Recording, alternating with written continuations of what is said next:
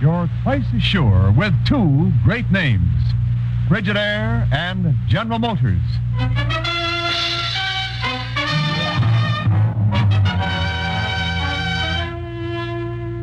Frigidaire presents Herbert Marshall as the man called X.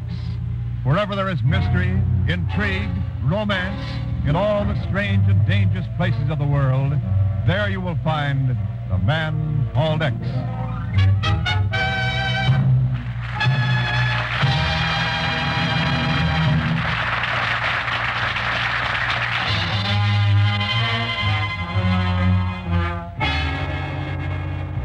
And now Frigidaire presents Herbert Marshall as Ken Thurston, the man called X. Far over the storm-blanketed Transjordan hills, somewhere between Cairo and Tehran, Ken Thurston and Pagon Zellschmidt, in a private plane, battle a terrific storm. It's blacker than the inside of a head out there, Mr. Thurston. How can you even see where to fly this plane? Pagon, I can't. Then what are we going to do? I know what I'd like to do to that mechanic and tear it around. Not an instrument on this board's working right. The way we've been kicked around in this storm, I don't even know what... Uh-oh. Mr. X, the engine's skunked out. Yep. Then what do we do now? Try to get one look at the ground. Don't even know how far up we are. Look! And that flash of light! Yeah, top of a hill, dead ahead. Mr. X! We're gonna hit! If I get her leveled off, hang on, Pagon!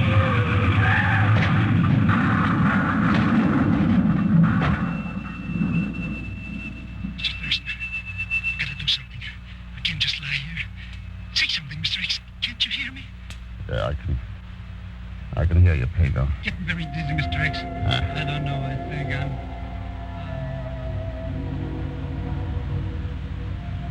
Come out now. Come outside to the top of the hill. Come out. Out into the night. Stand with me here. And look at the world. Yeah. All right, I'm coming. Wait for me.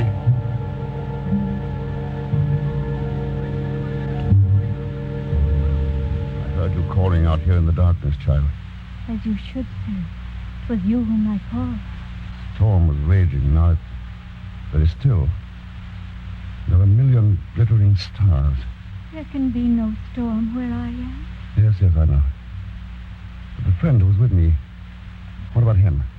He lies there in the great bird that fell from the sky, even as you do. So will it be for a time. I understand.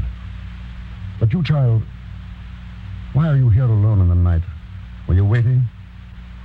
Did you know what was going to happen? I came only to look for one last time at a foolish world before leaving it. Before... I have decided I shall not grow up. Not grow up? Oh, but you're very young. Younger than I'd ever believe. Why have you decided this?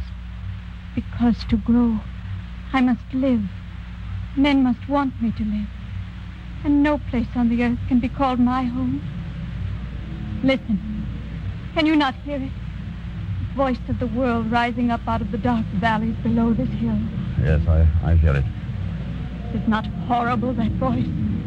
Terrible with its jealousy, greed, selfish hate. Yes, it's not pretty.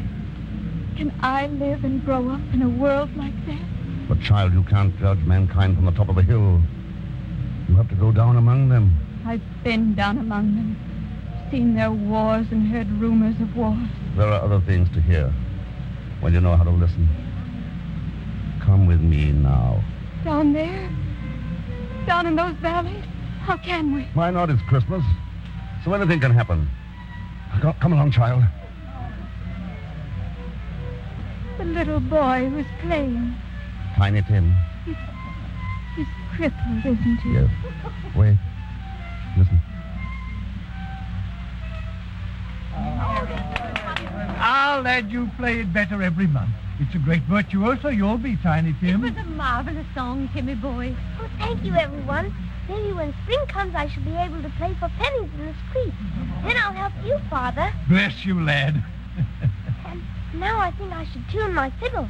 One string was ever so slightly flat, you know. Such a serious lad. He says strange things sometimes. He told me in church this morning he hoped all the people would see him and remember who made lame beggars walk and blind men see. It's a lucky family we are, Robert. There's few in this world that had as much as we. That's something of a joke, my dear, with the little I'm able to give you. Robert Cratchit, when I think of all the years we've had, and such wonderful children, and you always so cheerful and understanding of our needs. Oh, along with you now. What about that surprise? Heart alive, I'd almost forgotten it. Quiet, everybody. I have a surprise for you. I'll bring it right in. Now, I wonder what it could possibly be. I'll wager I can guess, Father. Look, everyone. Here it is. A plum pudding blazing like the sun itself. It's saying Merry Christmas to all of us. Yes, and God bless us. God bless us, everyone. Timmy, lad, such a beautiful dish needs a real salute. Take your fiddle and play us an overture to the pudding. Hurrah! An overture to the pudding. Any reason why you couldn't find a home there, child? Oh, I could. It would be so easy if all people were like them. There are a great many like them, if you know where to look. Who are they? That was the family of a certain Bob Cratchit, a clerk in the London firm of Scrooge and Marley in the year 1840. The Christmas Carol. Those were not even real people. They came from a book. Must I live then only in books? This is here and now, and things are different. Are they so very different? Aren't those the same stars glittering overhead that shone 100 years ago? Or 1,000, or 10,000? Real people sleep in the dirt and never look at the stars. Not all of them. I can think of one right now. On the other side of the earth. In a little flat in Queens. I could walk up a certain stairway there tonight and ring a doorbell. Ken Thurston. Hello, Marion. Ken, oh, come on in. Oh, it's good to see you. Here, let me take some of those packages. Well, thanks. I guess I was pretty well loaded down. Who is it, Mommy?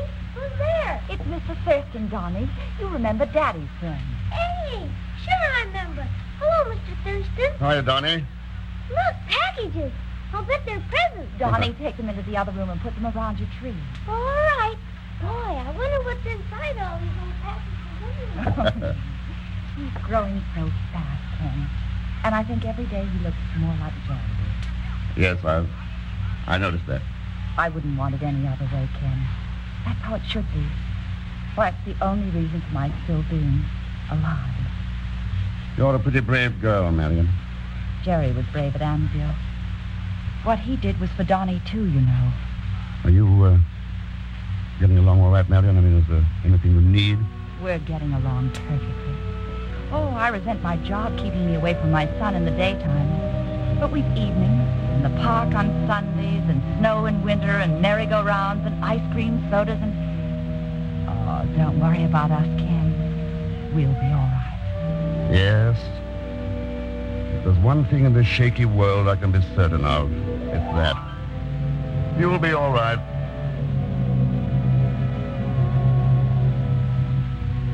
I could open up the doors like that one, many others. She was a heroine, and they are too few and far between. Try to walk 100 steps without finding one. It is no use. I know you as one whom sometimes men call X. You too fight for my cause. But the world is filled with hate, and I shall live in it no longer. All right. Then I'll show you why you've got to live. Grow up. Even if it takes proof so fantastic as to seem incredible. How can you? How can you know what I need when you don't even know my name? Would you like me to say it for you? Could you? You know who I am? Yes, child.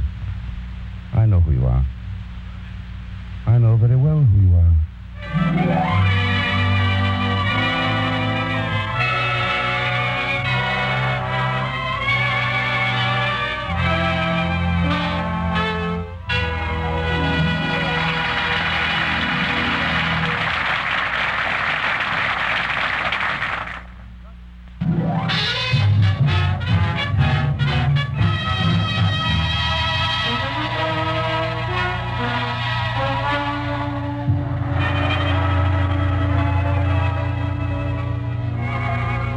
continue with Frigidaire's Man Called X, starring Herbert Marshall.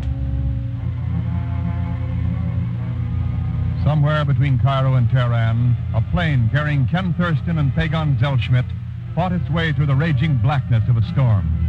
In a blinding flash of lightning, a hilltop loomed ahead, and a second later, the plane smashed into it. Then suddenly, the storm was gone. A million cold, bright stars glittered overhead, and Ken stood outside on the hilltop, talking to a strange little girl who seemingly came from nowhere, everywhere. Proof indeed that at Christmas time, anything can happen. You must know that I want to live and to grow. I've loved this world, seen beautiful things happen in it, and found each time in those things new hope. But then each time, I've seen that new hope die. The world has not grown wise nor clean. The years have only made it old and dirty, not fit to live in. But I know there's hope in it yet. Hope for both of us. After all, I think we're both searching for the same thing. I'm done with searching, and with hoping, and with living. And what of those who follow you, believe in you? What about those people who all their lives put the needs of humanity above their own needs? And are there such on the earth anymore? Are the stars still overhead? Do you know even one? One? I know a lot of them down in those valleys below us. But let's take just one. Man I've known for a long time. I've got a pretty good idea where we might find him tonight. Look a long way off, child. Look half around the world.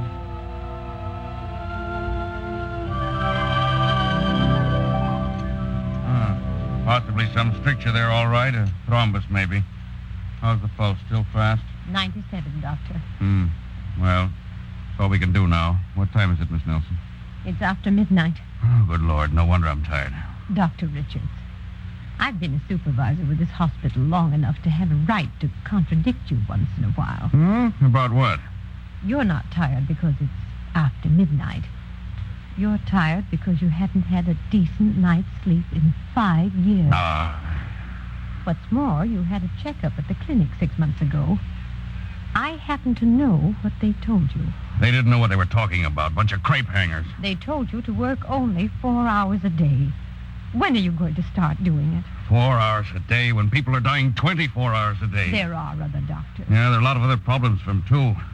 Seen kids like this one come in here year after year. We could never do a blasted thing for them. Well, now, after 5 years, I can do something for them, and in another year, I'll have the technique perfected so every doctor can use it. If you live long enough. I'll live long enough. If I stopped now, threw away the chance to beat this thing just so I could live another 20 years, then there'd be no sense to anything in this world. You've got a life, too, Dr. Richards. Oh, poppycock. Oh, I suppose you think I'm a fool, Miss Nelson. If I told you what I think you are, you'd just laugh it off. But no, Dr. Richards. I don't think you're a fool.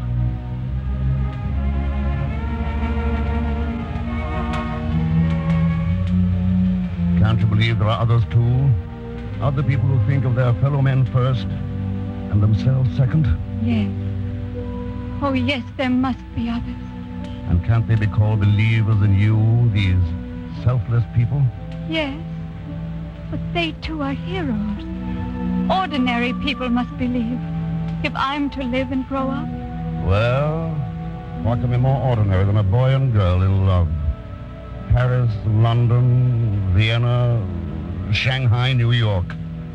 There's nothing in the world so beautifully ordinary as a boy and girl in love.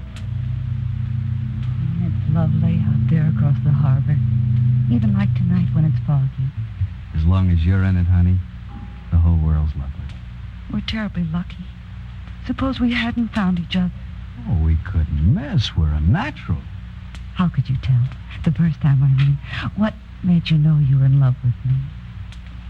You came down the street in a crowd. And all of a sudden, there wasn't any crowd. Only you. So I decided I must be in love. Do you think there may be other people as happy somewhere in the world? Not a chance. But there must be. People who are in love, too. Millions of them. Oh, I love every one of them. Now I am jealous. Oh, but you do, too. You know you do. It makes you feel close to them. Yeah, I guess I do it then. Listen. Doesn't that sound mournful? I can't hear it. When I look at you, all I can hear is music. I know. I can hear it, too. Most beautiful music in the world. It says, I love you. I love you, my darling.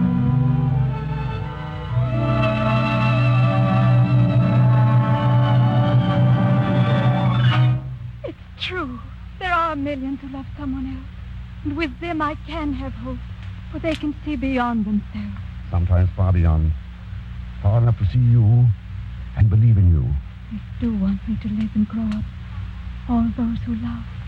There are even greater reasons, child.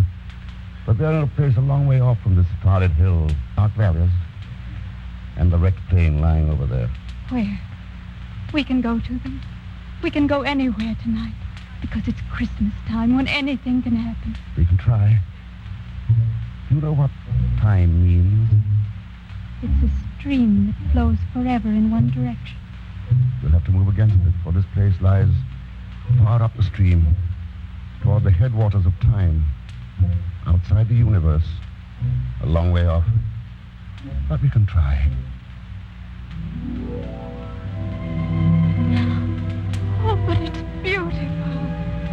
What glorious place is this? To what wondrous spot in all eternity have we come? This is the realm of tomorrow. All of these wonderful things. I have no names for them. There are no names for them, child. They're still a part of tomorrow. This one. Oh, how beautiful. Look at it. Just look at it. It's one of tomorrow's dreams, child. Gilded with expectations. Gleaming with fulfillment. And this one. Oh, how lovely. That's one of tomorrow's hopes. And here's another. So proud and so splendid. It's an ideal not yet realized. Another part of tomorrow. There are so many wondrous things. Things never seen on the face of the earth. Nor will they ever be, if you decide not to live. Yes. Wait. This door. Where does it lead? Why not open it? Find out. I will. I will. Babies. Millions of babies. Look at them. Those of the unborn. And there'll never be anything else unless you decide to live. Oh, they're so beautiful. Everything here is so beautiful. It can't be lost. We can't let it be lost. The choice is yours, child. It's your choice. I've made my choice. Let's go back. Back to the hill and the stars and the valleys of the world.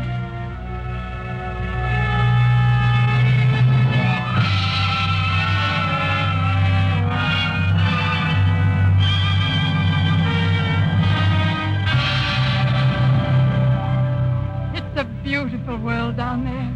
Why did I ever think it was? But the voice of hate still sounds from it. Have you forgotten? No, I've not forgotten. But it only sounds so big because hate has the loudest voice. I can hear another sound far off in the black night. It's a voice from the hearts of heroes, a song of hope and love and understanding. You call them heroes. Why not men of goodwill? Yes, men of goodwill. I can live in a world that has such men. And you must live for such men. They are the ones who believe in you. Yes. And they must believe, as I believe in them. Know this, you who are called X. I shall live, and I shall grow. And someday I shall rule this world. Wait, don't go. I must. Nearly dawn. You are waking up. Do you understand? You are waking up. Yes. Yes, I understand.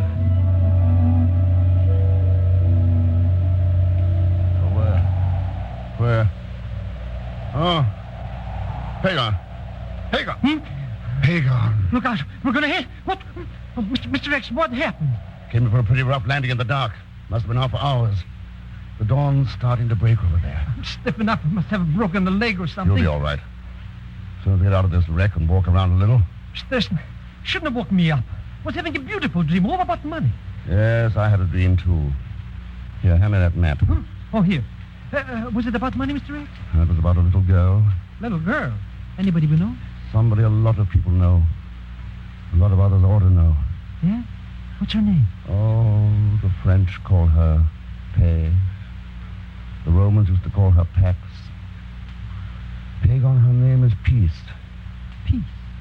That's a strange name. She's a strange little girl. Come on, Pagon, let's get out of this wreck.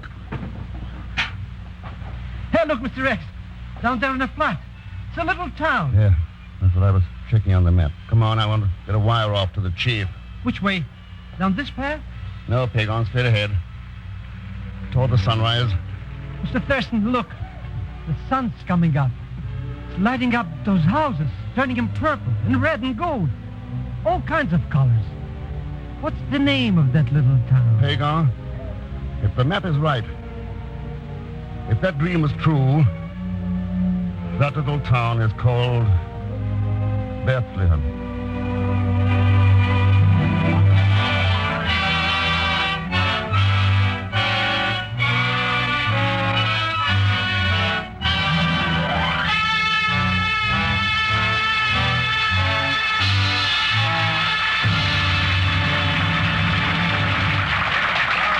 Herbert Marshall. Thank you, Wen.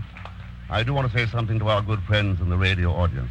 For this is the time of year when you think about your friends, about those whose names you know, and about other friends, too. People you just haven't been fortunate enough to meet, but would like to meet very much. Because you know you'd like them, and, well, maybe they'd like you, too. Well, it seems to me that takes in just about everybody, Bart. I think it does.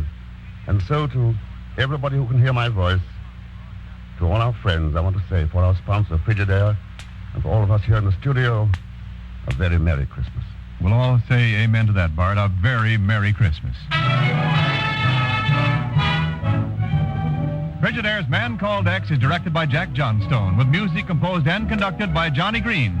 Pagon was played by Leon Velasco, and tonight's story was written by Les Crutchfield. So until next week, same time, same station, this is Wendell Niles speaking for Frigidaire, made only by General Motors. All characters and incidents used on this program are fictitious, and any resemblance to actual persons or incidents is purely coincidental. Remember, every Sunday night brings you two popular dramatic shows on CBS, The Man Called X and The Adventures of Sam Spade. Yes, for the best in entertainment, tune in and stay tuned in to CBS, the biggest show in town. This is CBS, the Columbia Broadcasting System.